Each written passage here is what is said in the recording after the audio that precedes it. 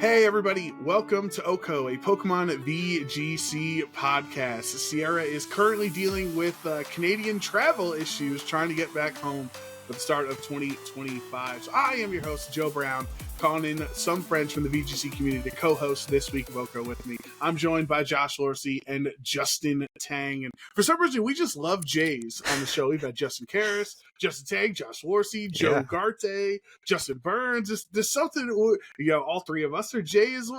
What's going on with this? We'll start with you, Justin. How are you doing today? I'm doing good, man. Thank you for having me here again. It's always a fun time to be on these podcasts. And yeah, J names are on top.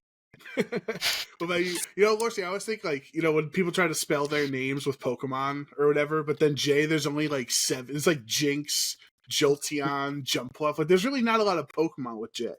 Yeah, there's not. But I will say there's a lot of great VGC players with the name that starts with J. So I'm glad to be a part of it.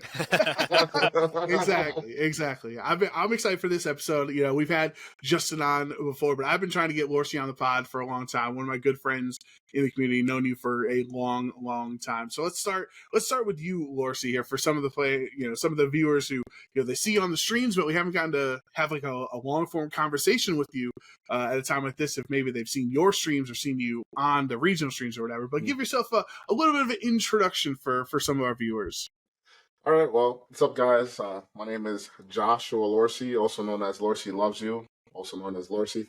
I've been playing VGC since 2015, so I'm pretty old, a decade now. Wow. A decade of playing Mons, on and off, give or take, because I did take a break, a little hiatus after 2017. But I've had a lot of success with VGC, especially like the earlier years. In 2016, I was a Day 2 Worlds competitor. Got flown out by Mr. Pikachu to play in that wonderful format, VGC 2016. 2017, I've top cut many regionals, and also 2016 too. And I top cut Nats in 2016 as well. And 2023, 2024, I've had a okay season, not the best, but I did have, I guess, like a breakout performance, you want to say, at LAIC in Brazil. So not this year, obviously, the year before, I top 8. But yeah, I'm just happy to be a part of the game. I'm not as great as the Tangs and the Sempras, but one thing I like about this game, it's definitely, I think we're at the most challenging point in Pokemon where everybody's just kind of like either good or just like really, really good, whether it be the old heads like me or the newer guys like Tang and Sempra and others as well. So just happy to be a part of the game. If you guys know or see me interact on Twitter, I try to keep everything super positive. I think that's the one thing that's very important about this community, just to keep uplifting each other and playing the game that we love and meeting new friends and new people along the way. So yeah, that's me. That's who I am. And I also stream sometimes. I was on point last year. I was streaming a lot. You were, man. But taking a little break, I think that a mental break within the game is very important because I went to everything and anything I could have went to last year, and I just wanted a break. But now I'm back. So back and better than ever. Welcome back. Playing in Reg G. Perfect time to come back. Yeah, perfect timing. All right, so how about you, Justin? What have you been up to? Obviously we see you at the regional streams and everything, but you're starting down the journey on content creation, right? I saw your big tier list video on YouTube and trying to build up that channel. So how's that going? It's been going good. I started uploading on YouTube after Toronto. My fall was a good time after doing pretty well there, and also I just wanted to get going because I made a lot of false premises before. If you guys been following me, I'd be like, oh, I'm having this team report, oh, I have this new video, and it just never happened. So I was like, okay, this time I'm actually going to put out stuff that I want and people want to see because, I've been saying it. And I also it's fun. It's been fun so far. I have like 7 videos in the last 2 weeks, and they've been doing pretty good too. So I appreciate all the support from there too. It's been nice just uploading and getting love. So yeah, it's been a cool time.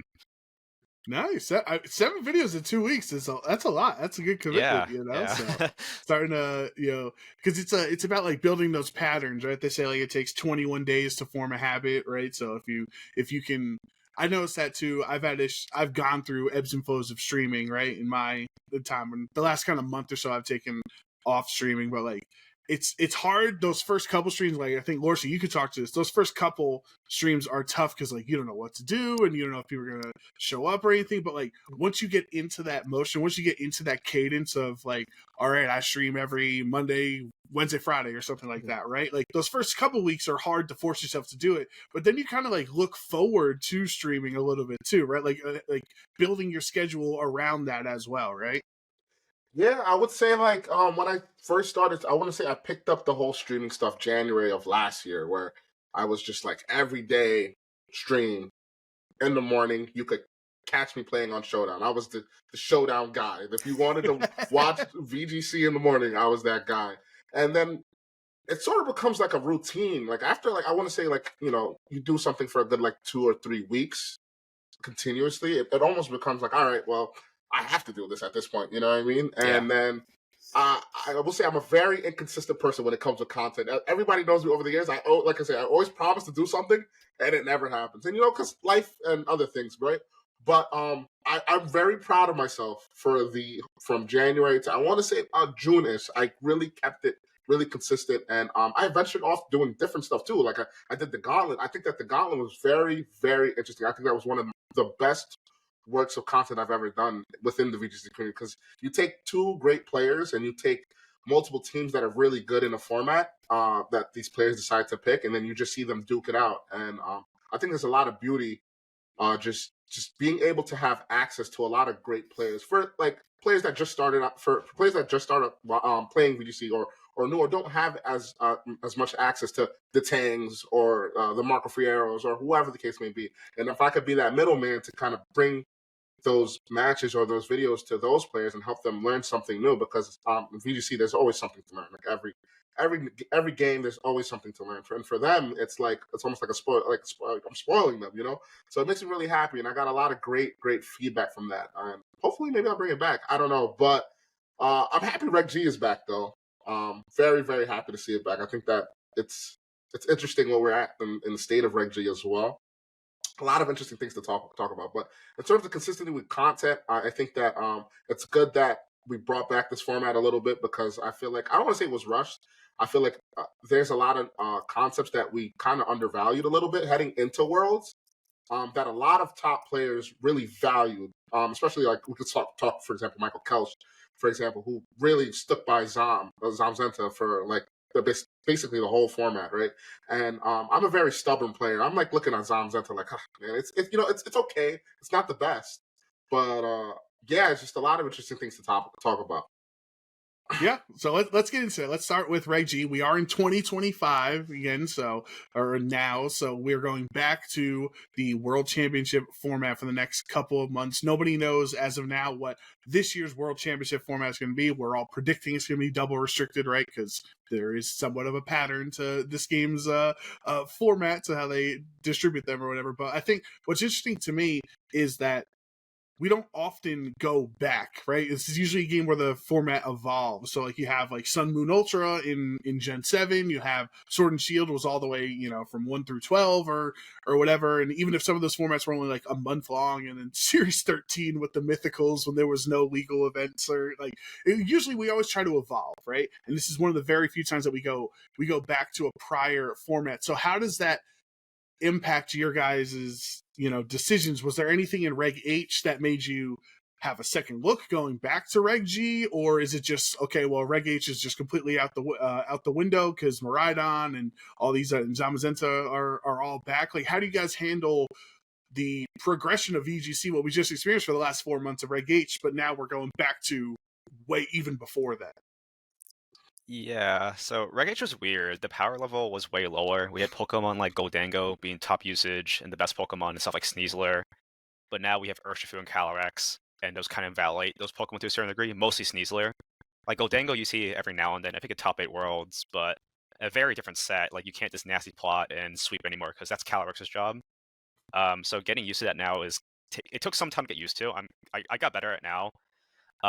Like for Reg G last season, I was okay at. My results were like inconsistent at best. I like went 10-4 and then 9-6 and then 5-3 Worlds. But Reg H I really did enjoy because I was good at it. So I'm trying to get better at REG so I can be at the same level I was for the last regulation. And it's been it's kind of weird getting used to the stronger guys, but it's a very grind heavy format. If you grind it enough and you learn a certain archetype enough, I think you can beat anyone. So that's what I'm trying to do right now. And I would have to second to what Tang is saying. I think that I want to say for myself, I had a lot of issues with Reg G, in terms of just prepping and playing. It's just a lot of strong mons, right? You have your Calyrex, Ice Shadow, Rhydon, and it's just like you have plentiful Pokemon to pick, but you got to stick to I feel like you have to stick to one restricted and just get good with one. Especially if you especially Worlds, right? You don't want to really fiddle around with many restricted. I mean, you should, but I feel like for me, going into Worlds, I wanted to stick to one restricted Pokemon, and I stuck with Miraidon. I had issues with Calyrex Shadow. I didn't do too well at Nats with it, and just because everybody was well prepped for that specific matchup, and just for me not also doing enough prep with that mon. So I just stuck to Miraidon, and I ended up day 2ing with Miraidon with a little funky team. I had Virizion, not Iron Leaves. The better one. Yeah. Oh man. yeah, and although like I wasn't too happy with the team, I'm a setup guy, so I like a team where I could set up a mon and abuse that. And I picked up this team that I saw online from a Japanese player, and it had the mon that I wanted, and it had a setup mon with Iron Hands with Swords Dance. So I picked it up. I got a lot of games with it, and it did bring me to day 2. I didn't do well in day 2, but I was happy at the fact that wow, the idea that I wanted to run with and the mon that I wanted to use, although I didn't see the results that I wanted, at least I day 2'd. And bringing this format back now, it opened my eyes a lot to just different particular Pokemon, especially like Zamazenta. Zamazenta, I don't know what happened. I don't know if it got like a boost. I don't know what. I really don't know. I think Tan could probably talk about it a little bit more because I haven't been playing too much on like the VRs and the Limitless tours, but I pay attention to results, and I'm seeing like 4 or 5 Zamzentas in like these top brackets, and I'm like, wait, what happened? What did I miss? You know what I mean? Yeah. But to go back to Reg H, I want us to talk about 2 things. There's a couple Pokemon that probably piqued my interest due to Twitter and just results. For example, like Sneasler. I remember Joe Ugarte had a tweet that said, It's the greatest tweet ever, dude. That was bad. That was honestly, I looked at that tweet and I was like, he has to be trolling. But he wasn't, right? Yeah. So I love Joe, and I hope he's watching this, and I know for sure his judgment or statement has to have changed since then. There's just no way. The only mon I will give a chance is Blood Moon. I think that a lot of people, Ursaluna, just both forms, for example, I think that they are very strong, very particular Pokemon. I think that in just my opinion, I think that in Reg H, they were one of the most pivotal mons that you could have on a team, but just because of the damage, the bulk that you could have with either just having an AV on, especially Ursaluna, Blood Moon, or whatever the case may be, and just the damage output that both of them could bring in such a very smaller base stat format, you know? Now coming to Reg H, I don't know if we'll see too many of them doing as well as they did in the last format, but you never know. Like I didn't expect, like I said, I didn't expect Zamazenta to just come out of nowhere and start swinging out the bat, you know? So I'm just interested to see maybe one Pokemon I'm interested to see is Ursaluna, and see how well a player can pivot with it into this format. Well, I just want to say, since we're on the conversation of social media and Reg H and blasting people, Lorcy, you kind of had the infamous like triple steal tweet that went all over the community, right? Of like, if you're not using one of these 3, you're throwing, and people got very upset with you at that point. But what I would like to say, first of all, from the get-go, from the moment you tweeted it, I agreed with it. Through the entirety of Reg H, you were essentially vindicated because like 88% of all day 2 usage had one of our talent on Golden Go or King Gambit on their teams, right? Like, so how do you're trying to kind of poking fun at Joe's silly tweets, but like it could have been bad for you. People could have been coming at you. You were proven correct in the end, but like how does that happen when you make a take on Twitter and people disagree? Like people are like, I'm gonna prove him wrong and stuff. And then listen, I'm for the proving wrong. I'm for the people trolling me. It's all a part of the game. You know what I mean? It's all fun banter at the end of the day. But for me, I'm realistic though. I just knew that those three. I'm like, I played, and I'm like, okay, these are obviously are going to be one of the three strongest steel type mons. And I was like, I can get a few couple likes with this tweet, and it brings engagement, which is good for the community. It could be good, it could be bad, but it was mostly good because now we're having players that are saying, nah, this dude Lorcy, I'm gonna prove him wrong. I'm gonna bring different Pokemon. I don't need this. I'm gonna just bring my skill in. And then we have players that are like, yeah, these are good. I don't think Lorcy even needed to make this tweet. I think we already knew this. You know what I mean? There's two sides to it, and I'm all for it as long as listen. I wasn't wrong. We're not wrong. We're not wrong. I was not wrong. But there were a lot of teams, I will say, that didn't have those three that did very well too, and REG H. So shout out to y'all that did that. But I think, for example, if you're new to the game, and I'll be honest, I cater to the newer players. I don't care about the players that are super good at this game and know what they're doing, because they could take risks like that. And going to events, I want everybody to capitalize as much as they can and use the best Pokemon that they can, and also have fun at the same time. There's no saying not to have fun, but if you want, I guess, a VGC expert's opinion, I'm going to throw you that these three Pokemon, if you can find a way to get it on the team, it doesn't have to be a super stereotype balanced team. It could be something a little fun with it. But if you use one of these three, there's a good chance that it'll excel within your team. So if I could bring that to you, hey, with a joke of a tweet, listen, it made my day. I did what I was supposed to do. Right. Yeah, it was just so funny. We brought that up multiple times on the podcast. Your triple steal tweet, because it did kind of influence the meta. People were like, hey, you open people's eyes to it, like that they are the three best steel types, but then also people tried to prove you wrong and they were unable to. But all right, so let's go back to Reg G here, and I think you guys you've been playing for a long time with a lot of success, and obviously you've played a lot of different team building archetypes. And I think one thing I struggle with specifically with Reg G, and I don't know if you guys are feeling the same way, is just like kind of how fast and slow it is. That like the middling speed Pokemon kind of doesn't exist outside of Rillaboom, and Rillaboom has grassy terrain, right? So I think one of the cool things about Reg H was that there were a lot of those 75 to 90, 91 or whatever base speed Pokemon, right? Annihilate and Rillaboom and Golden Go and, other things that were all in that area that could kind of were Archaludon, right? Where Tailwind actually did matter. But now in Reg G, it's Miraidon, Fluttermane, Qianpao, Koraidon, Zamazenta, Dragapult, like all these just crazy fast things, or Iron Hands and Incineroar slow, and Bolt Ursalunas are slow, and Calyrex Ice Rider is slow. Calyrex, Shadow Rider super fast as well. So like, am I off base? Start with you, Justin. Like, does the format feel like it's either super fast or super slow, or like, is there a world that these kind of middling speed Pokemon can exist and can bring utility? I think you're mostly right. Like all the top restricteds for the most part, minus Ice Rider, are like turbo fast. So like one example is like the Shadow Riders. In the mirror, almost all of them are going max speed just for the mirror. And some people are saying they're kind of like the Shadow Riders are cannibalizing themselves because they're so fast and they like no bulk and they're just kind of fighting each other out. And it's really weird with the rest of the format too, because if you're going that fast to beat the mirrors and other restricteds, you don't have bulk to beat like you take more from Urshifu or things like that, which makes it super awkward.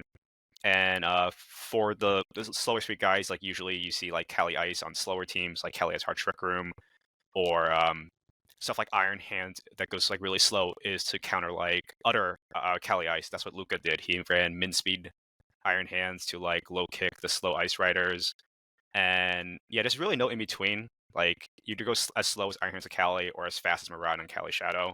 I don't think there's any really great mid tier options. Maybe besides like. I mean, the mid tiers in this option might be like Landorus or Chiyu, like the base 100s. I feel like might be, or I guess Urshifu is close to like 95 to 100, are considered mid tiers. But the rest is like pretty fast or pretty slow.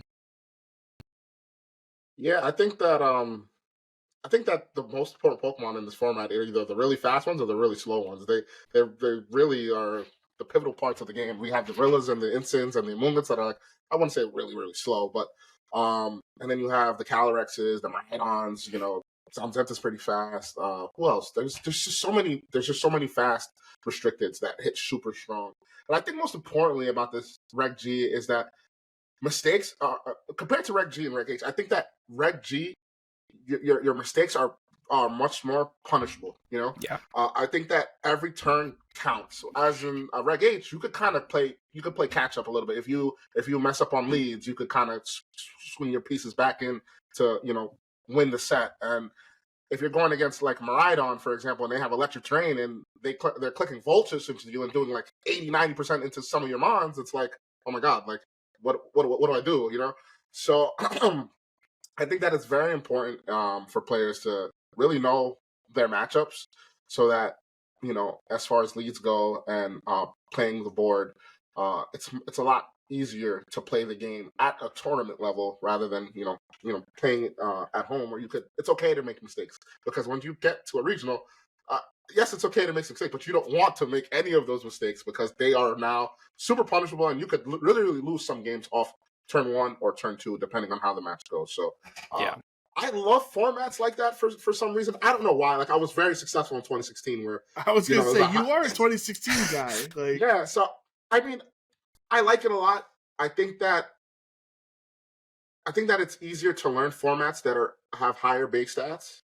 It's a lot harder to play a longer game of Pokemon, in my opinion. And I don't think like Reg G, a lot of these matches are like 15 to 20 turn matches, for example, as compared to like Reg H. You could probably pull that off depending on the matchup. I could be wrong too, but that's just how I feel.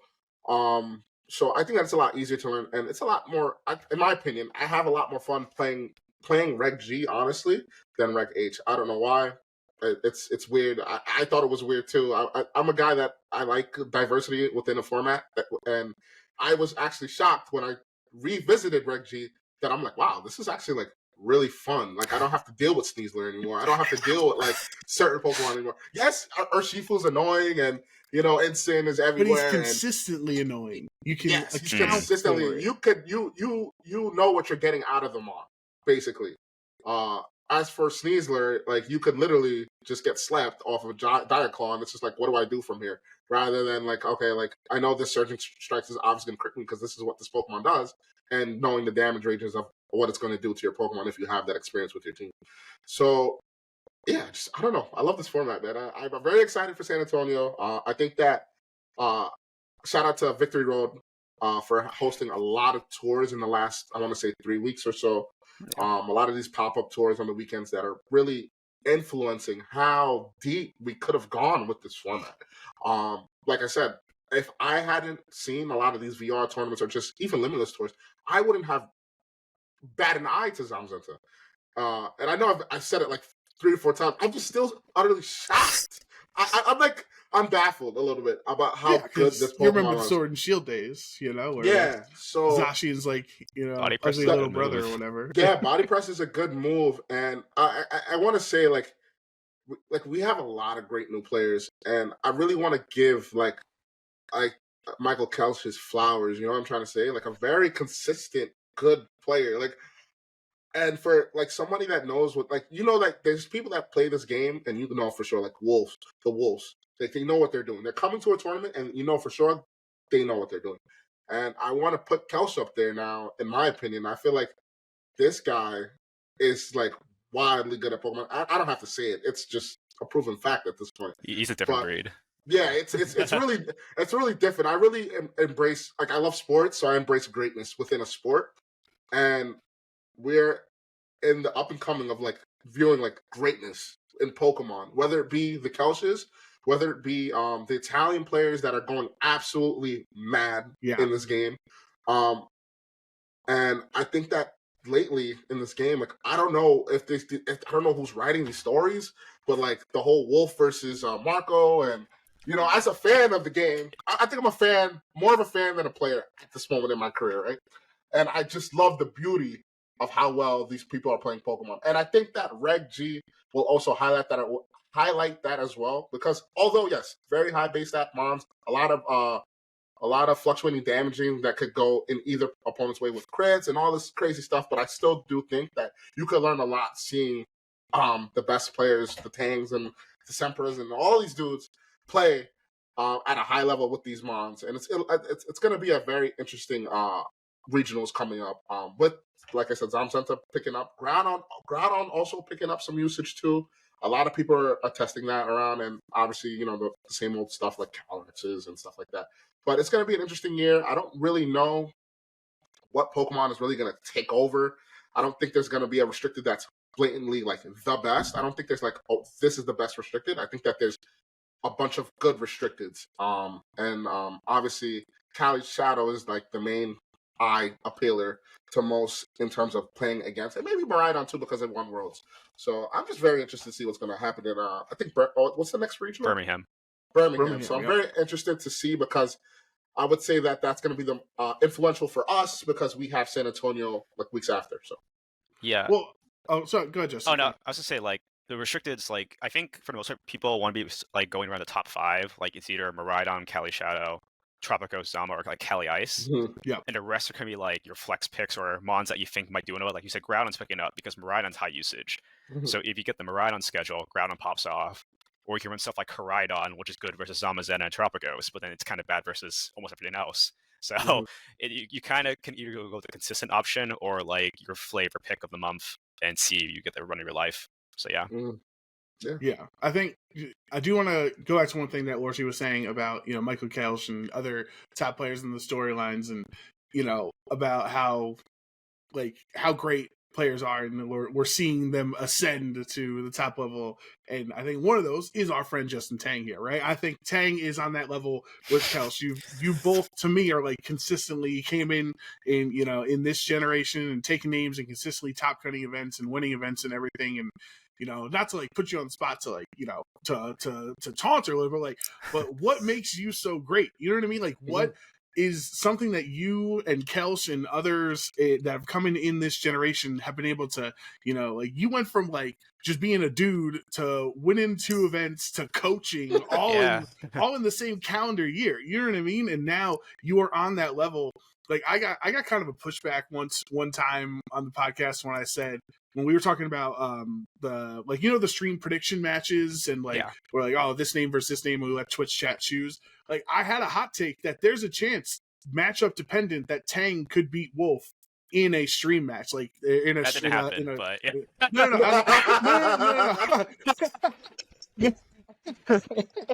I know. I was like matchup dependent. Yeah. Twitch chat is choosing. Tang is such a popular player within this community that I think there is a world you could literally, like, if you're facing Aaron Zhang and Wolf is facing like some guy we don't know, you know what I mean? Like people might vote for you over Wolf. So how did you have this like superstardom all within the last 2 years? So like you're one of the faces of the game now. What makes you so good at the game? Yeah. That's kind of a hard question to always answer, because I mean it's the same. I guess the same reason with Couch. We both started the same year. Like we both had a kind of a pop off. Like he made finals of Worlds, I won 2 regionals, and he was Semper also started the same year. Like I think that like what made us, I guess, kind of shine was just like we were just grinders. Like Couch was he was always good at Pokemon. Like if you follow his background, he was like he was grinding all the single stuff. He was winning all his online tournaments there, and then he comes in, takes over doubles, he makes finals at Worlds, he top 4s the year after. Like that's pretty crazy. And like I kind of did something similar, like maybe not to the same extent as he did, but I was always practicing. I came from like a draft league background, and I was just kind of playing for fun, and then I wanted to get more serious in it, and I just put in the reps in for it. And before every tournament, that's what I usually do too. And nowadays I work with a group, mostly like, you know, like Shilang or like other good team building partners, and we just be grinding. Like we just put in the hours. We practice almost every night before the tournament whenever we feel like we need practice, and it can be very rigorous. I think that if you want to stay consistently good in the game, you need to put in the work for it, and that's not something that everyone can have, which is understandable. But if you're like me, who has the free time, right? I don't have a job. I'm like student. I like same as Couch. Like we just be playing. Like if we have the time, we'll be playing. That's actually I think the reason. Like we just be playing. Oh, So this is like amazing to hear. Like this is what I I wanted would say to. Lorcy's a grinder. He's a dedicated grinder. Like I'm you a grinder, you know. yeah. I put in. Okay, so when I was the Justin Tang of Pokemon, right? you were Nowhere near, nowhere near the achievements wise. I'm talking about the grinding before people come for me. I tell people all the time, and I used to coach in Pokemon too a little bit. I can only teach you so much in an hour. What you do with the rest of the 23 hours in your day is up to you. But when I was 18, 19, no, I had a job, but I had a part-time job, and I had all the free time in the world. I was on Showdown every day for 8. I clocked in. Basically, I clocked into work, and I was playing this game. Because look, I'm not. I can tell people all the time. I didn't go to college. I'm not the smartest guy. I did 1 semester of college, and I had to go to work because I had to help my family or whatever the case may be. Right. So I didn't have the reason. I want to say I'm not. I'm just basically what I'm saying. I'm not the smartest dude. But if you apply yourself to something, this is just in life. If you apply yourself to something and you focus on it, I promise you, within a year, something good will come out of it, regardless of what. And I did that with Pokemon. I was like, although it felt like a dream, I went on YouTube and I saw like these guys, Ray Rizzo versus Wolf, and I'm like, I can play those. I can beat those guys. I can go. Come on, this is nothing. And although like I've never beaten Wolf and I've never beaten Ray.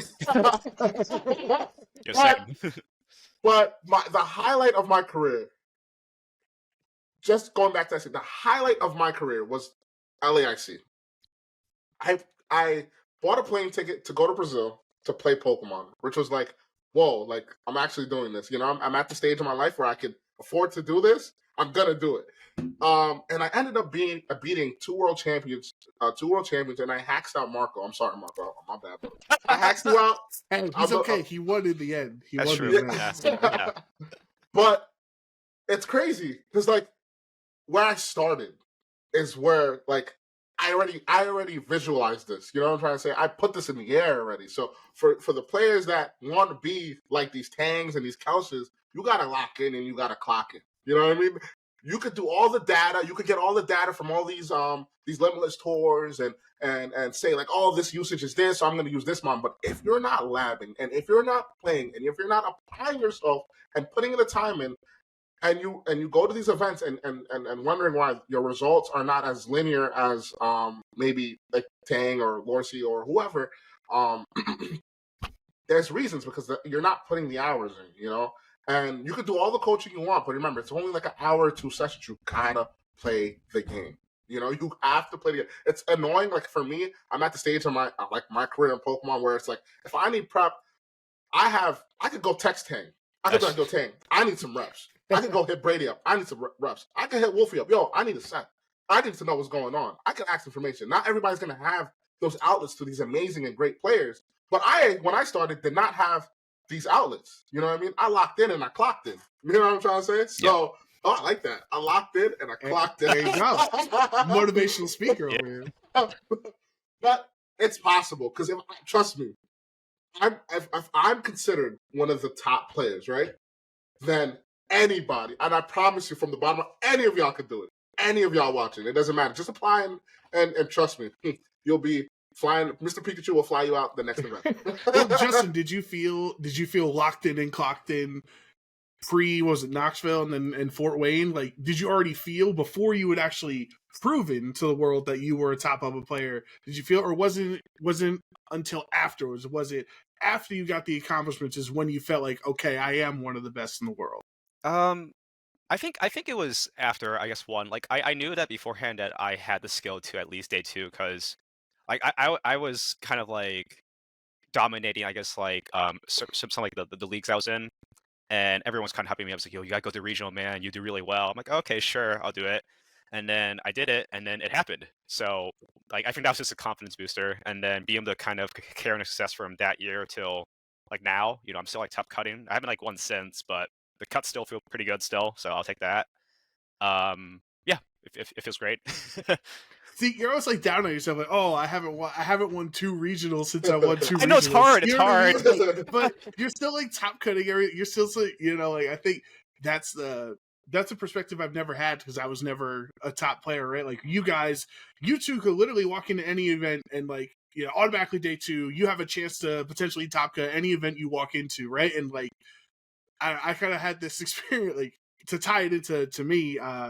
I had played at the One Piece national event. Like for those who don't know, I play a lot of the One Piece card game, and they had the national championships last weekend in Orlando. And I played in the LCQ for it, and I had put so many hours. I was locked in and clocked in. I was playing. I was watching every YouTube video. I've been playing like 10 sets a day, and like all my friends, and like as much effort as I could, and I still went 4 and 5.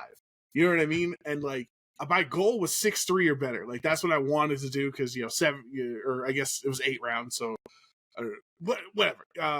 But like I didn't live up to my goal essentially, right? And I wonder like your guys' perspective on it, because let me tell you, if you talk to me on Friday, like I was there were words I was saying that I can't repeat on the podcast. You know what I mean? I was I know.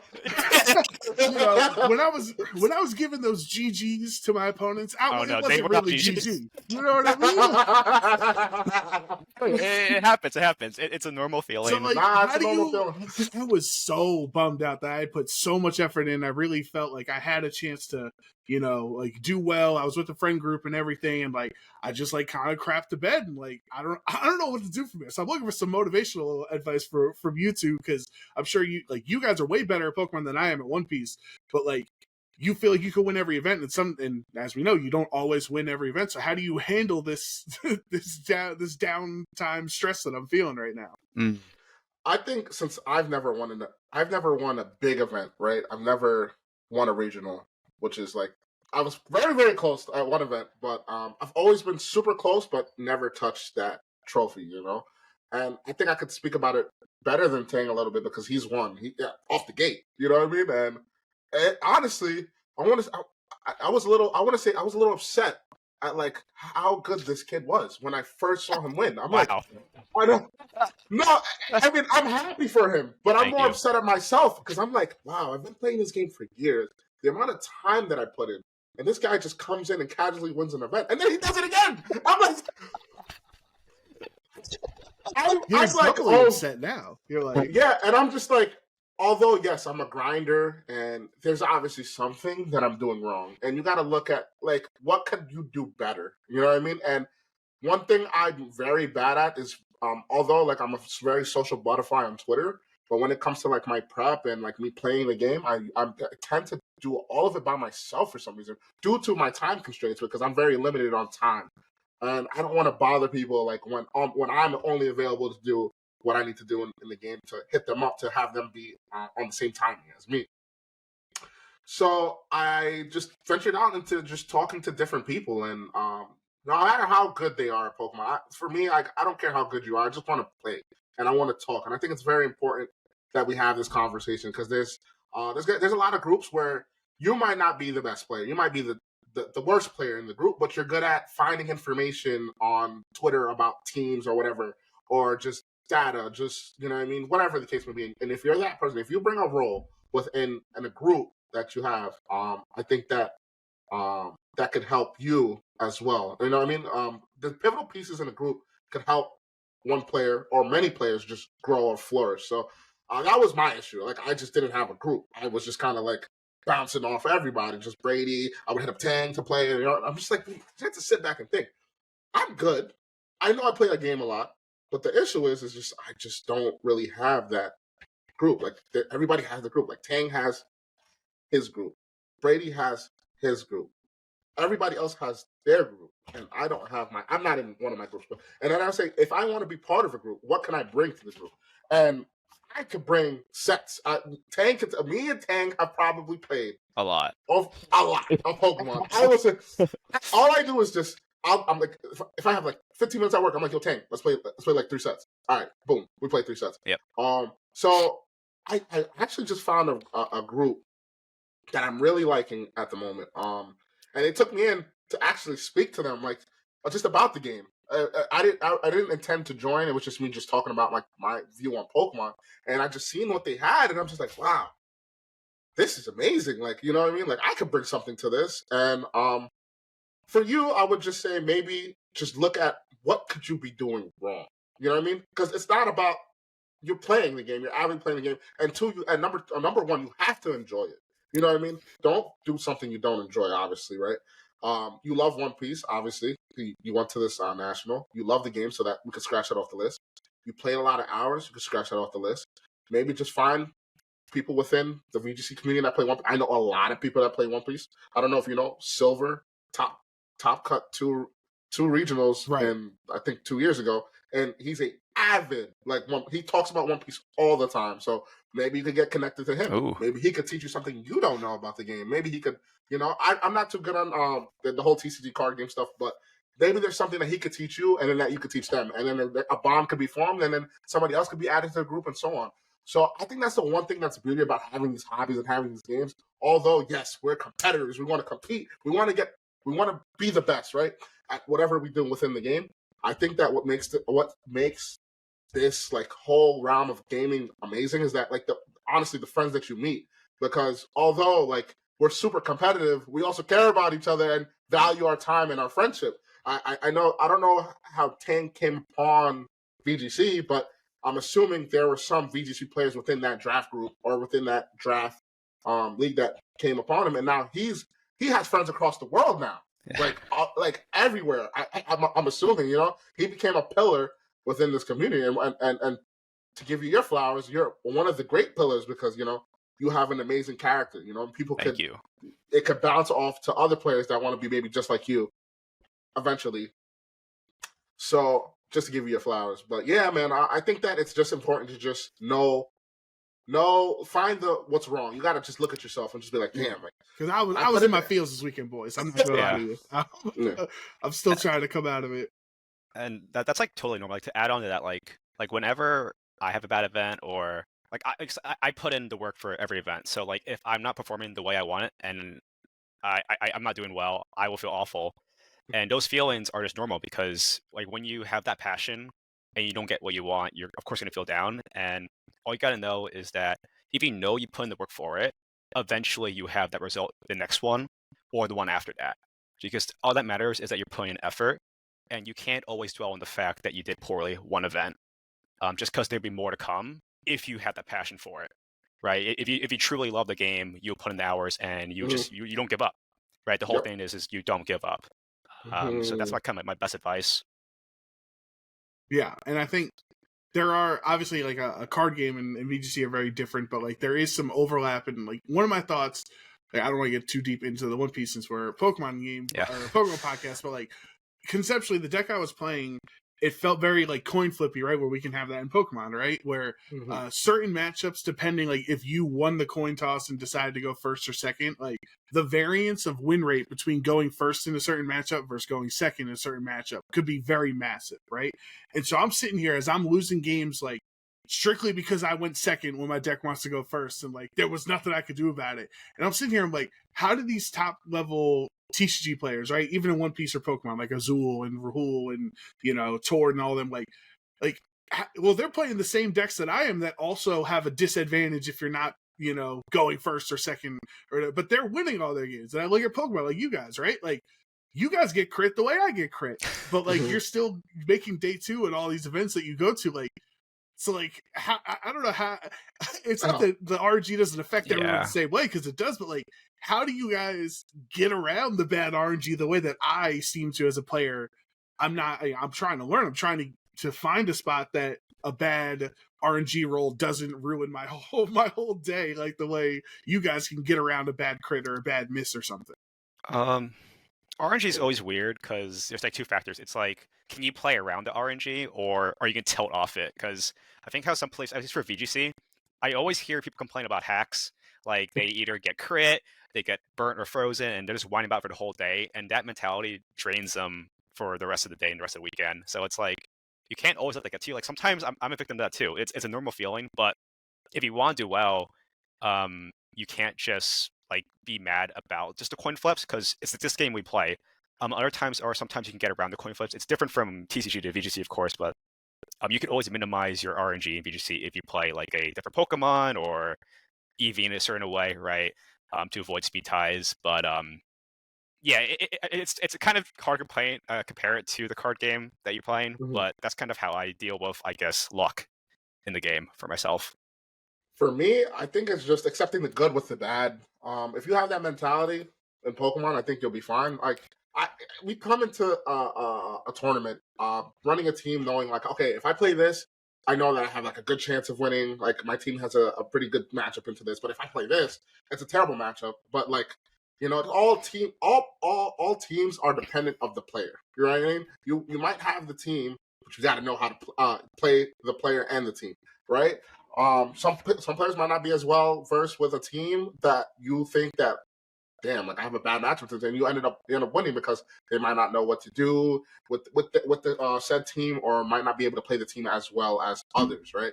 Obviously, in a day two and a top cut kind of setting, that's probably not the case, right? Everybody's pretty well versed on what's going on within the game and the meta. So in my opinion, for example, if I go up against a bad, just talk about matchups. If I go up against a bad matchup, I'm the better player. That's the mentality I have. I'm going to play to my best, and if I lose, I lose. Hey, it is what it is. But as long as that I can play my best and call the turns correct or whatever the case may be, and play out of my mind to win the set, that's a one up for me, and that's a confidence booster off there. Because I know Tang could say it. I can say it myself. We've played bad matchups where we just won, and we're like, "Yo, let's go!" You know what I mean? The world. I have to do that, but I'm better. You know, it's yeah. and those are confidence boosters going into a tournament. Like in Brazil, like I ran Roaring Moon, Amunga stuff, and I had issues with Torn Shifu, and I played it. I played it multiple times, and I was just beating everybody. But I was making plays. I was like, "Oh no, I know what he's about to do. I'm about to do this," and I just did it to him, and you know, it's a good feeling, and definitely a confidence booster that really helped me top 8. And I don't think that like if we were to do like Brazil again, I don't think I could have a run like that again, because like there was a lot of RNG that placed me in the position that I got into in Brazil, and a lot of me just playing really super well to put myself in positions to win as well. So that's one of the beautiful things about Pokemon. Like RNG is within the game. There's just no point in complaining about it. You know what I mean? You lose, you lose. You know what I mean? My thing is, and I forgot who told me this, you lose one game to hacks, you lose one game to a bad matchup, and then the rest is on you. You know what I mean? Right, and if you have that mentality just with Pokemon, you'll be fine. We go to a bunch of tournaments within a year. We're not okay. Like not everybody's Wolf. You know what I mean? You know yeah. What I mean? That's the best example you can give. Yeah, like you know what I mean? But just have fun. My thing is, regardless of how I do an event, I know that Saturday night, whatever the case may be, I'm hanging out with my friends, having a good time, talking about whatever. So that's just the most important thing to me. But like I said, just go with the good, and when you get the bad, you get the bad. You got to, whatever's dealt with your hand, you got to deal with it. You know what I mean?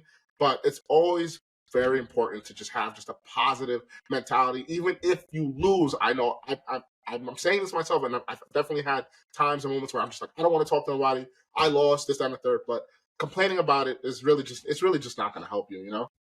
Yeah, and I think there's certain playstyles or archetypes too, because like now that I've done my reflecting, like, you know, one of my friends was like, oh, was it a deck problem? Was it a you problem? Was it a bad luck problem? Right? Like just trying to like reflect afterwards. And, you know, one of my thoughts is like, okay, well, I did opt into a deck that does have such high variance depending on if I go first or second, right? Where there are other decks that are maybe they don't pop off as well, but they are more consistent depending on if you're playing first or second. And like, so if you equate that to Pokemon, right? Like I'm a big Trick Room guy, right? We all know I love Armorers and Deity. I've been playing it the whole Scarlet and Violet, and there are like that is a kind of an archetype that you don't have a lot of wiggle room. Like if this turn you need to get Trick Room set up to win the game, and they like Rockslide flinch you on that turn, like that's up to you. You could have played an archetype that had given you more more wiggle room in case there's bad RNG. Or like if you're playing a setup mon, right, like a Iron Defense Body Press, and you get crit or something, like, well, you opened yourself to that avenue where if you played another strategy that didn't rely on getting crit, or like maybe if you had a Focus Sash Pokemon, so you don't care about getting crit by Draco Meteor or something like that, right? Like there are ways around. So I think that's something I've learned from this past weekend, and like looking at the numbers and seeing like how to evolve as a player is like, in retrospect, I did opt into a deck that did have such high variance depending on how the master was. So like I should have anticipated that more, or maybe chosen a different play style if that was going to be an issue. Like if I was going to be upset that I lost the deck simply because I didn't go first, then maybe I should have played another deck that doesn't have as much of an issue like that, right? I think that could, even if card games and Pokemon are different, I think that kind of mindset can still transfer over to VGC. Yeah, I agree. Yeah. All right, so let's get back on Reg G. We're done. Yeah. Okay. Right. I know. Let's I know. Lorcy's got Goku in the background. Big fan. You know. We're anime fans here. Not anymore. All right, so you talked about Miraidon, and then you talked about Groudon coming out, and I hope Groudon can stick around, because one of the things that I felt going into Worlds last year was with Miraidon and Raging Bolt and Iron Hand showing up and all this stuff is like it was kind of the most electric format we've ever had. Like if I'm trying to think of my last 10 years since 2014, like there was Tapu Koko, sure, like that was one Pokemon, or Regieleki, sure, like one Pokemon that was good. But like there was like 4 different electric Pokemon plus a little bit of Arch Alladon with the Electro Shot or whatever, that like I felt like it was the most electric style format we've ever had that was not punished whatsoever, because you can't play Landers because Cali Ice teams are out there, right? He's too scared of the ice weakness, and Groudon's gonna miss half his Precipice Blades and everything. Like, so besides, I guess we saw Iron Treads come up at Worlds as a counter into Miraidon. Like, there's not a lot of great ground types out here that can counter these electrics, because Cali Ice down at the bottom of the speed is going to punish those grounds. So how do we handle all these electric type Pokemon in the format right now? Well, I mean, I agree with Lando T being bad, but Lando I did make Final Worlds, and I think he's still pretty good. I also ran Landers Incarnate. I thought that he was sort of a meta call going to this year's Worlds, because it is naturally good versus a lot of Miraidon comps. Like,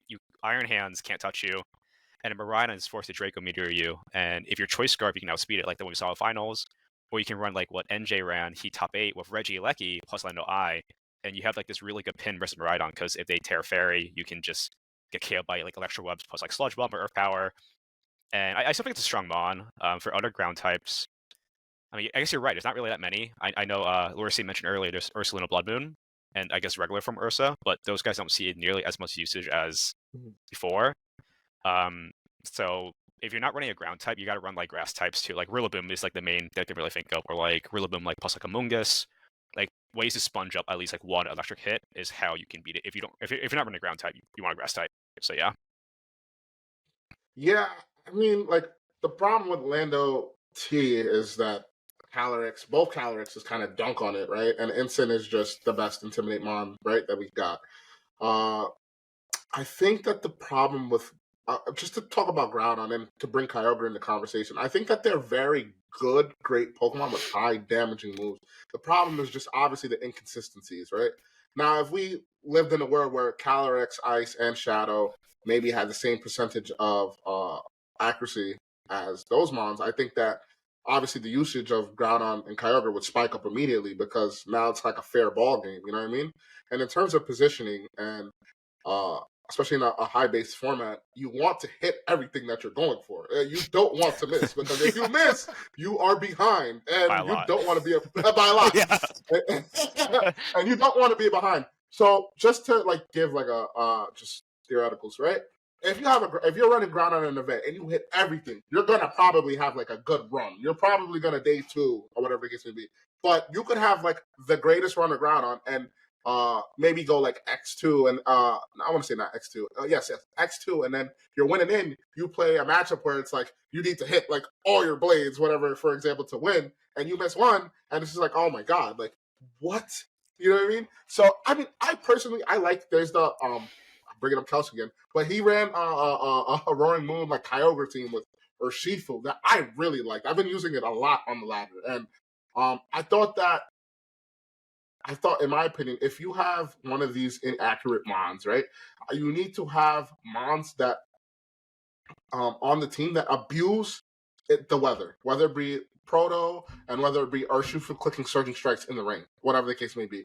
And I think that's what makes it more easier to play around with. You know what I mean? Because we're in a positioning, we're in a very high format, high base format with where positioning is like very, very, very, very important. So I think that's one of the ways to utilize Groudon and Kyogre. I know that Joe's like running Jump Bluff, like for example with Groudon and stuff like that, and we all know how Jump Bluff gets down, and we all know how Joe gets down with Jump Bluff. So he's cutting. He's going to land all his powders and all his P-Blades, knowing him. Yes, yeah. And I believe there was one Japanese player in VR that actually took got his top 6. They took his 6. Took his 6 and got top 16. So who's to say that just another person going to an event can't do the same? You know what I mean? They obviously had good runs. I do like Jump Bluff and Ground Unlock because it makes a lot of sense, right? You could click the Sleep Ladders and you could click the P-Blades, right? Odds is probably more likely in your favor to have something, one of the two, correlate in the match. But I don't know. I think there is a lack of ground types, a lot of great ground types, but there's a lot of good ground types that which within Groudon and Lando Eye, as Justin Tang stated. So I don't know. I like I said, I'm not bringing Groudon. Oh, same. I'm not bringing Groudon because I know me. I need a hit. You know what I mean? Yeah. Mm-hmm. I might sneak Kyogre. I don't know. I was gonna say I thought I was gonna bring up Kyogre because we're talking about Groudon. So one, I think there were 3 Kyogres in NAIC Top Cut from my memory. There was 2. Or 2. Okay, yeah. And then I remember there was a guy who Japan Nationals Top Cut with this Kyogre Archaeodon team that I played on stream. That was it was Power Herb Archaeodon, so like you didn't even have to have the Kyogre in, but obviously it would help if you did. And like overall, I think Kyogre just in general resisting Ice Rider, right? Resisting the Glacial Lance, and just like most of the Water Spout is really nice if you're at the full HP. Like I think there's a world going into San Antonio. I know we love Miraidon and the 2 Calyrex and Zamazenta or whatever, but like I think I got Kyogre's got a chance. I think it's pretty good right now. Like if it Top Cut Worlds as well. The one that Lorcy's been using, it was created by Oliver Escalin. And then he had the same 6, and it's been dominating the online scene as well. That Michael Kelch also used, and a few other European and Asian players. And I think that like Kyogre's like main issue is his consistency. But again, if you have Roaring Moon or Urshifu to just deal with the things it doesn't like or abuse the rain, then you're having a fun time. Or if you have the matchup schedule of your life, right? Kyogre is pretty good versus Ice Rider. I think it's also good versus Calyrex Shadow Rider to extent because Roaring Moon's good versus it, and then Urshifu and Rain can kill it. You really only don't like Miraidon, but you have Amoonguss and Rillaboom to support it. As long as your partner is good for it, you can check almost anything. I think the main issue with Kyogre itself is I think Terapagos. I think that's like your hardest matchup for that particular version. But besides that, everything else I think is as long as you're on your O poses and you know how to play a team, you can do well. So yeah. Well, yeah, I was just saying, Lord, do you have any thoughts? Because you've been playing the Kyogre. Oh, no, he hit it right on the head. Like, I feel exactly the same way about Kyogre. I mean, like, Terapagos has been a real issue playing, but I've beaten, like, Terapagos players with it, and some of the best Terapagos players at that. So, I don't know. Like, we'll see. I think that it's really good. Unfortunately, to talk about this Pokemon again, Zamazenta is really piquing my interest, too, because I really want to learn how to play that team or just that mon in general, because I know Snow was the one who had the like Amoonguss variant. Chiyu, Flutter, and Chiyu Flutter is a duo that I really liked throughout playing VGC when they were illegal, and having like those 2 mons and no interesting. There's no setup on. I feel like on these Zamazenta teams, they're running wide guard. There's no more iron defense. Like wide guard is needed.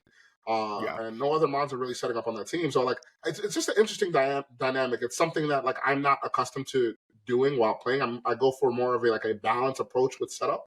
So I feel like this team, there's no reason not to take a look at it at this point, especially going into regionals, because it's just doing extremely well at a very rapid, fast rate.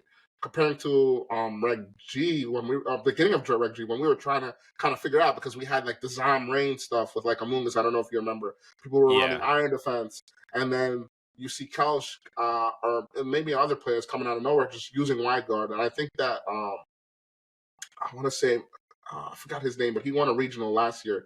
He ran in something with Latios. Michael Michael's Zhang, right? Michael Yeah, Zhang, yeah, Michael yeah. Zhang, He right? he Another he made Kelch's team that Kelch won with. Like oh, Michael Zhang was kind of so dominating Wazama that for a while. that's another player that like is super phenomenal at the game and very very very great player. And wow, he recreated teams, so everything just kind of makes sense. You know what I mean? And it's very important to keep eyes on what the good players are using, and that's why I really love VR tournaments.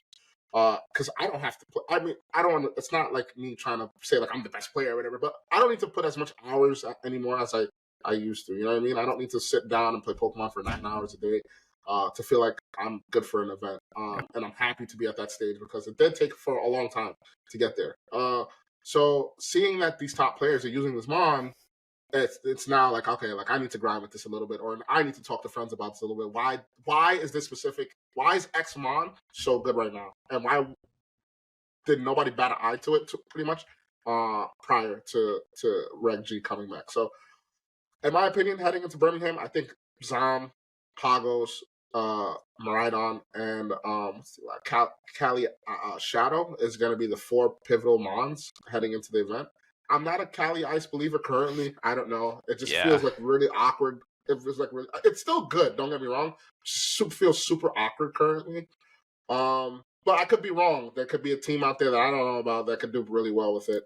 I'm trying to make it work still. You're right. Yeah, I'm an ice guy.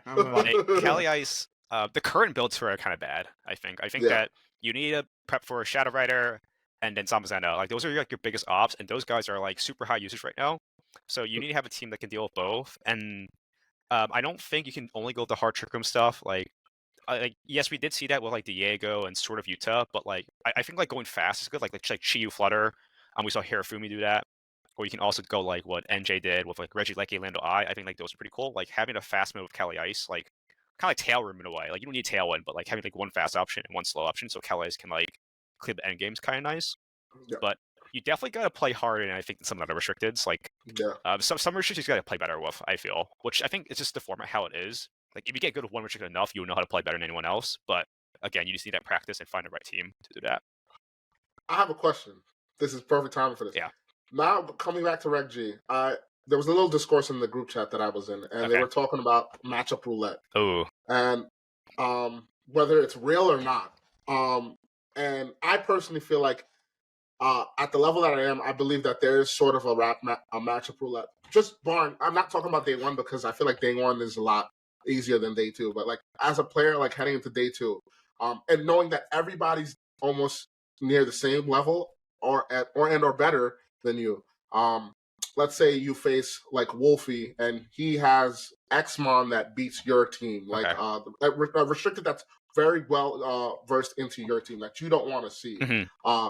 Do you believe like in the whole idea, like in order for me to have a good run or for me to top cut, I need to not see Xmon in the event?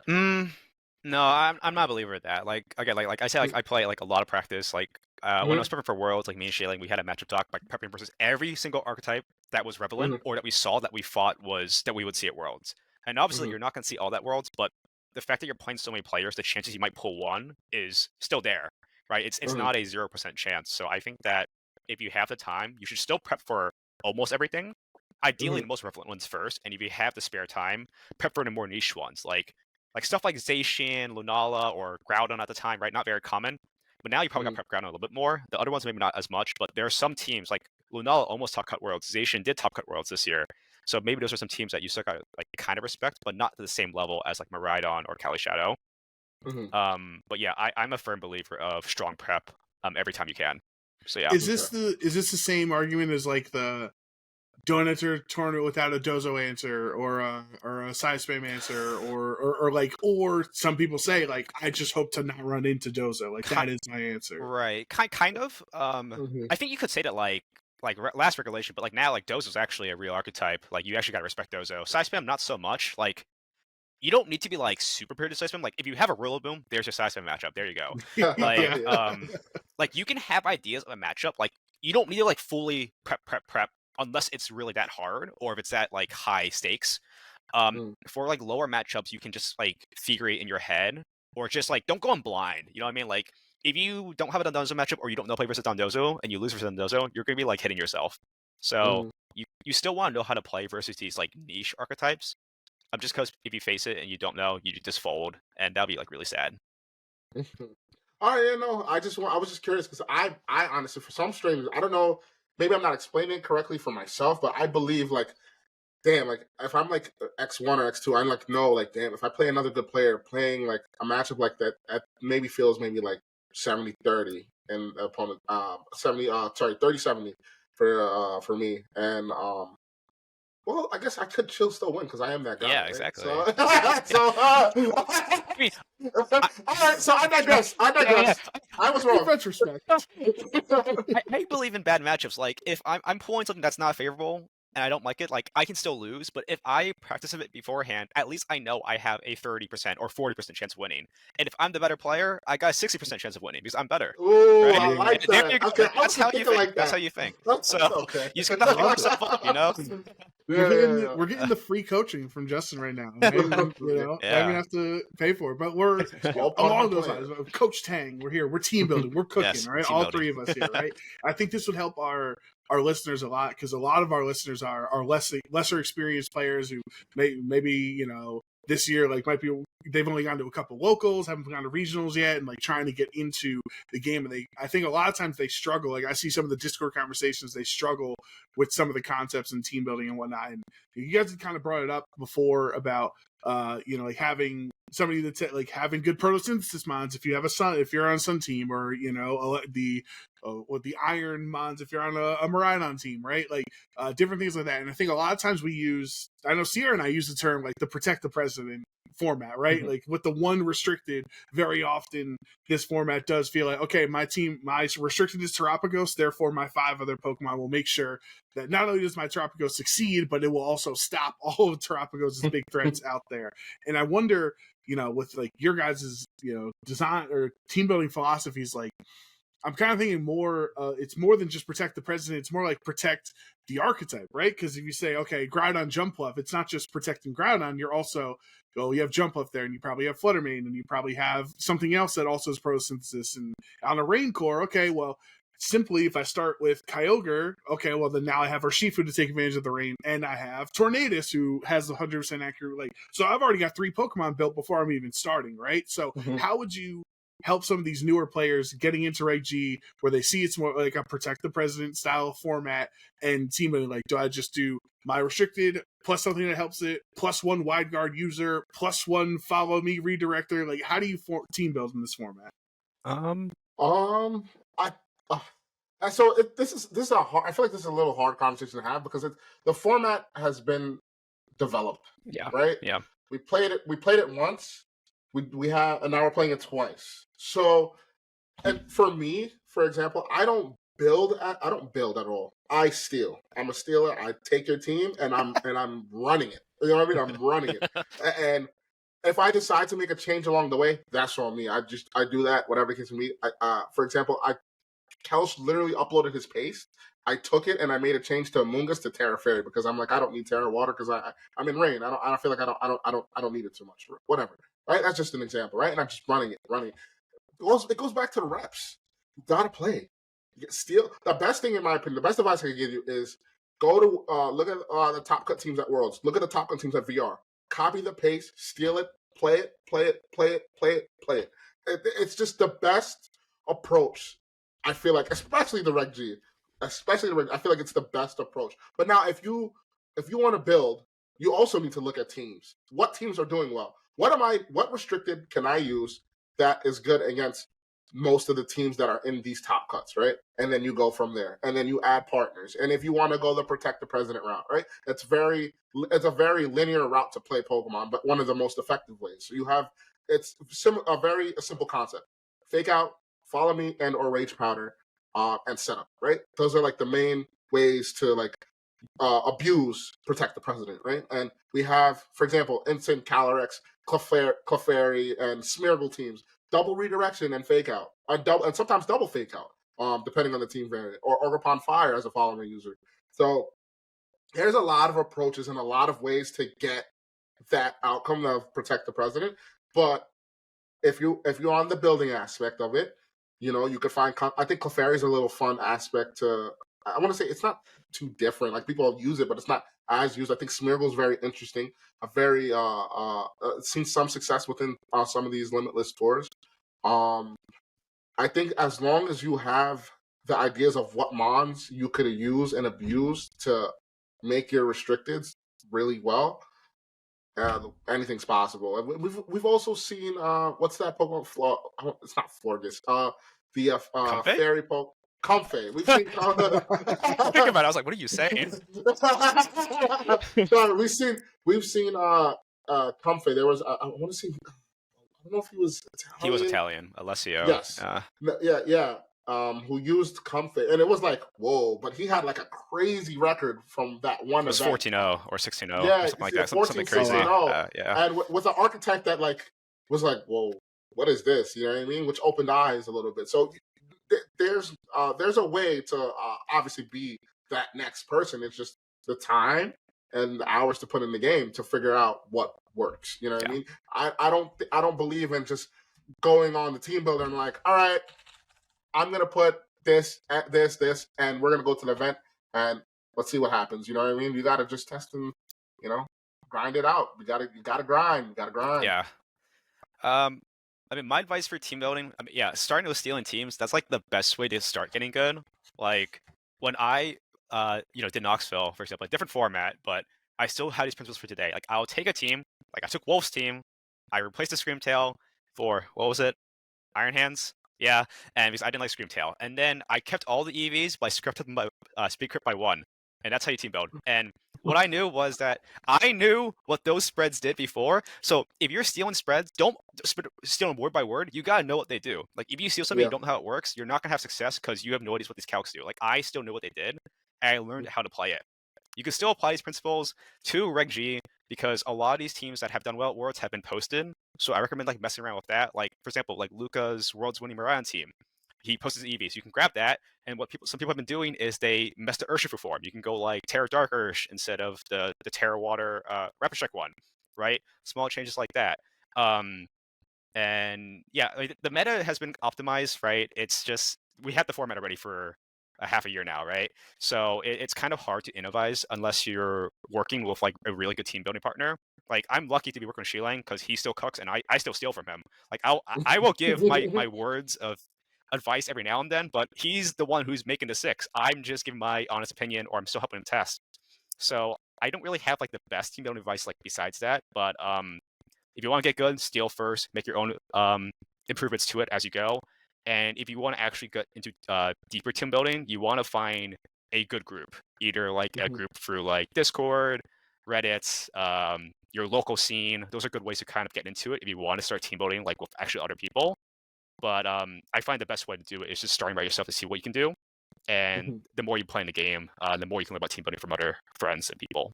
So yeah. I like to imagine with Shiliang, like Justin just like walks in, Shiliang hands him a switch. He's like, "All right, we're playing Wo-Chien," and he's like, "That's kind of what happened. That's exactly what happened for NIC." Yo, you're hiring? I'll let him know. Well, Joshua Tang joining. Joshua Tang, yeah, you gotta have the last name. Listen, it's got a nice to be number 3, baby. You ever see those other guys? Like, obviously, I think there was like a Jason Tang or like a Michael Tang. Yes. Yeah. I faced the Tang at Toronto too. Like, what do you do? Try to recruit them or no? I don't know. We take pictures of them sometimes, but it's up to Shilang really, up to the recruitment because he likes to work in a very set group. So I am lucky enough to be in it. But if you get his trust, I'm sure that you can stick your way into the group eventually. Lorcy Tang coming soon. You never know. Never know. I will say, honestly though, I'm just super excited that we're back. Reg G's back. From a commentary's perspective, how do you feel having Reg G back? I think it's interesting. My opinion, I've always held, even back to the old Liberty Garden days, is that I think restricted formats are significantly more fun to commentate than they are to play. So going back to 2016, 2019, even like Series 12 in Sword and Shield, I think they're great for commentary because it's big damage, it's big Pokemon, it's famous Pokemon that people know, right? And that's what makes it exciting. But man, is it hell to play sometimes, these restricted formats. So I think for me, I enjoy casting restricted formats a lot, and I'll have fun, casting in Reg G, and presumably if Worlds is a double restricted format, like we expect it to be. But like me playing, it really does hinder my lock in and grind capabilities when we are playing these restricted formats, because I just don't want to grind. These formats are like, oh well, I missed Origin Pulse, and and I get punished for it. Well, that's fair. All right, so we're going to start wrapping up the podcast here. But before we do, we always have our question of the week presented by one of our members of the Discord. So if anyone ever wants to ask us a question on the podcast, make sure you join our Discord, linked in the description down below. And this week, so we didn't give them a lot of time to give us answers or give us questions, so we don't have too many to go through, but I'm going to choose Sea Dog here from the Discord, and he kind of asked it in a weird way, so I'm going to rephrase Cito's question here for you two. So it's just a general question about how do you feel about some of the quote-unquote hated VGC mons like Incineroar or Shifu or, Miraidon, whatever. Like, as a player, as a content creator, do you ever try to find yourself trying to use teams that are more creative and have less used Pokemon on it? Do you judge players for using the big six style teams out there? Like, what are your thoughts on the overused Pokemon, and how you would use them and stuff like that? You go, Tim. Yeah, I mean, I'm not one to judge if you're using boring Pokemon. I mean, like, if you're my friend, and I would say, like, this team's really boring, I can't believe you're using this, but, like, I know they're a good player, and they can do well with it, and sure, use the best Pokemon, why not? Like, Instant Urshifu, like, they're good Pokemon, I've been using them more recently. I've never really been, like, amazing at them. Like, I'm good with Standard. I used to be better at Standard, but now I've been using, like, kind of weirder Pokemon, like with Sheeling. Like, at Worlds, we ran Teomas Ogerpon, not the most standard Pokemon pick, etc. So sometimes I like to use off-meta picks if they have value in the current metagame. I don't think you can slap on like a random, I guess in this format, Arcanine. You shouldn't use Arcanine in Incineroar format, especially in Reg G. You could do last format because Reg H was a lower power level. Well, you can't do that now. So like, don't try to like break the meta for no reason when the mon's like really bad. So like in that case, use Incineroar. Why not? So yeah, I don't really have a preference. Like, if you want to use the strongest if you want to win, but if you know that a Pokemon's niche usage can still beat other meta Pokemon, feel free to use it. Like Teomas Ogerpon, for example, it was pretty good versus like Sash or Urshifu. So yeah. For me, I'm you know me, I'm gonna keep it a buck. I love balance mons. So it's in Among Us, Ursh. Ursh is not really balanced, but it's part of the balance squad, right? I'm all for it. Bring it, because no matter who I'm playing, I feel like I could play better with it than them. Doesn't matter who, right? But from another perspective, from a money perspective, listen, man, Among Us done paid the bills for me. You know what I mean? Got smart. You know what I mean? You know what I mean? Yeah. And for me, like, that's like the craziest thing. Like still, like, making money from playing Pokemon to me is like, it's still a dream. Like, you know what I mean? Like I enjoy just playing the game for fun, or whatever the case may be. But the fact that like I could utilize these mons and get rewarded for it, whether it be through money, travel, and to meet new people, I think it's the best thing for me to do. You know what I mean? If I know that these pieces are the best for me to use, I will utilize it to the best of my ability. And it happens to be those mons. So like, I would say I have a bias towards it. You know what I mean? But if you want to use like other Pokemon, like the Serena Kyogre people that like to, you know what I mean, use stuff like that, I'm not opposed to that too, because it kind of works a little bit, right? You know what I mean? It's not bad Pokemon.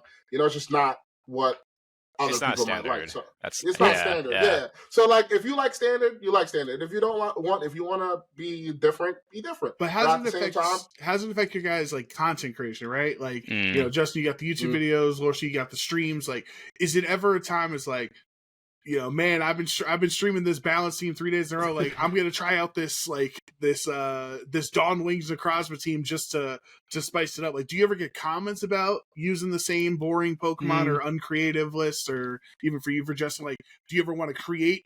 Does the fact that a Pokemon is overused make you want to not make a video on it and want to use something more niche, or does that not come into the conversation for content creation? I mean, for content so far, I've been doing like meta recaps. Like I went over like some of the high usage mons like Zamazenta, like one tournament, so I made a video on that. But like I haven't really done much like videos or lives. I mean, like laddering. Like I only did it once, and it was like a really dumb team. Like we ran Shift Tree. So when we talk about bad mons, we used Wind Rider Shift Tree with Explosion on our Kyogre team. So yeah, sometimes I like having fun, but like would I bring it to a tournament? No, I would not. So sometimes you gotta know like what content team is and what to use for actual tournament. You want to use the better Pokemon. So yeah. And I think for myself, from a content perspective, I think that people know for the most part what they're gonna get out of me. For the most part, they know like if Lorcy is streaming, I'm probably gonna get something bouncy. But he's gonna be entertaining while playing. It's all about delivery. Whatever you're, Yeah. I could be playing with the balance team, but I could have you laughing. You know what I mean? Like we've been laughing this podcast because of the energy that we're exchanging with each other. So it's all. I think it's all about.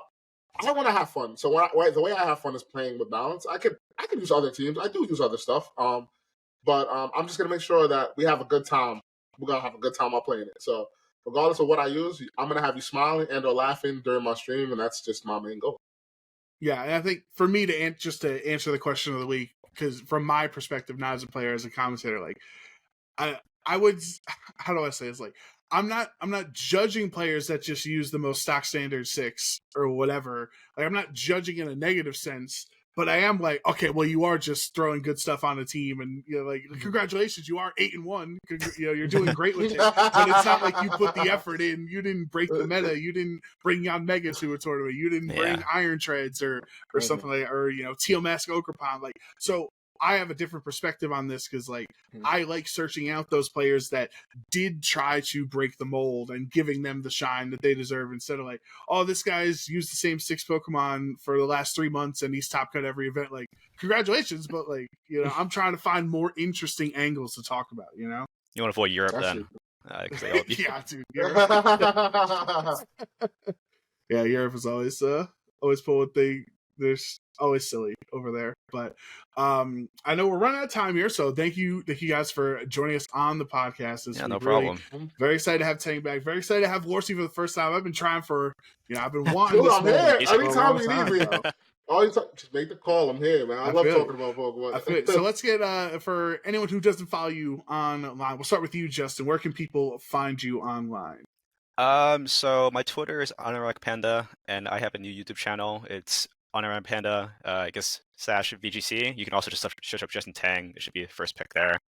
So come follow there, and I post funny stuff and serious stuff every now and then.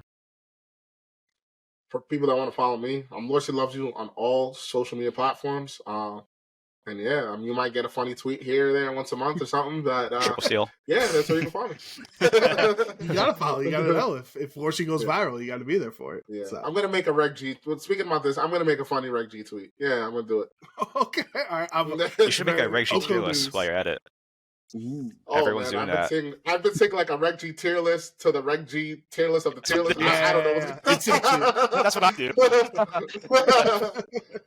All right, thank you, boys, for joining us here on OHKO this week. Just a little closing notes. We already have a team. I think we'll be able to tweet it out, but usually we like to do a create a team at the beginning of every format. But since we're going back, we already made a team with the OHKO community. Magi was able to put that team together. We should be able to tweet that out for anybody who wants to practice a Reg G team. It was a fun Lunala core that we made last time around, so we'll tweet that out for anyone who wants to use that rental code. Thank you for everybody joining us here in 2025. We're trying to hit that 2,000 subscriber mark, and we're very close here on YouTube. Maybe we'll even get there with Justin and Josh on the pod this time around. But for now, everybody wish Sierra well and hope that Canada figures out traveling a little bit better next time around. Join back next week. I think we should be having the Birmingham preview next week if I'm looking at the calendar correctly, so that should be fun. But for Lorcy, for Tang, for Sierra, for everyone here at OHKO, this is Joe Brown, and we will see you next week.